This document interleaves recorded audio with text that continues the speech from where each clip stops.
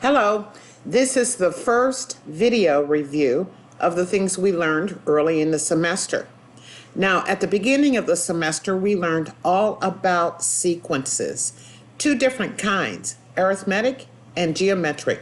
So we're going to start with a review of arithmetic sequences. You'll want to pause a lot and take notes because you'll be able to use your notes when you answer questions, review questions later. Now first, let's look at what is a sequence in general.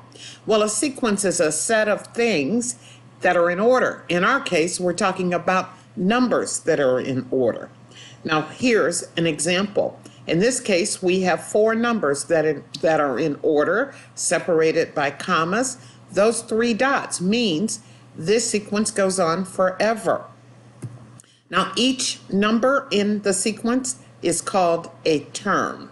Pause now and take some notes on what sequences are in general.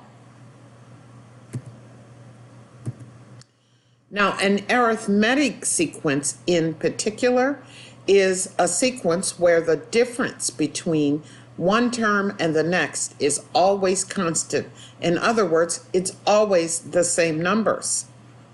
And it's always the same number infinitely each time. That value, that same number, is called the common difference.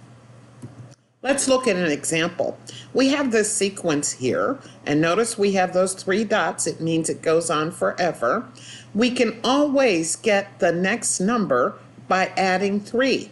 For example, if I add 1 plus 3, I get 4. 4 plus 3, I get 7. And you could do this forever, infinitely.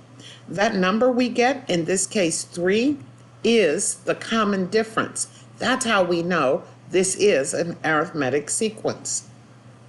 Pause now and take notes on this example. Now, if I just gave you a sequence out of the blue and asked you, is this an arithmetic sequence, which I will do on the semester exam, here's how you would determine for yourself that it is an arithmetic sequence. You would subtract the first term from the second term, like this. Oh, so we get 3. Then you would subtract the second term from the third term, like this. And we see that you get 3. And I think we want to do this just one more time. So we're going to subtract the third term from the fourth term, and guess what? We get 3. You know, the answer is always 3, even if we did it for every single set of numbers in this sequence.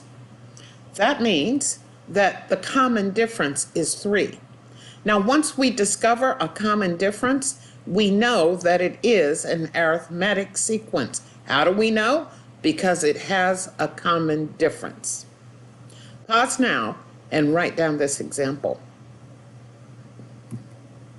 Here's another example. We have this sequence. This one has negative numbers. Ooh, but don't panic, because we're going to use the exact same method. We're going to subtract the first term from the second term. We get -2. Then we're going to subtract the second term from the third term, and we get -2. Now, I want to take a side note here.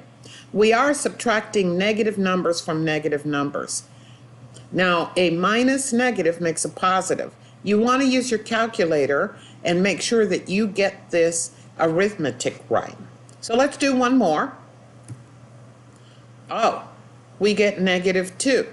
So it looks like we always get -2, which means we have a common difference of -2. This is definitely an arithmetic sequence. Now, if we followed this process and did not get a common difference, that means the sequence is not arithmetic. It might be geometric, which we will cover next, or it might be something else altogether, but it is not arithmetic. So, pause now and write down this example. Now it's your turn.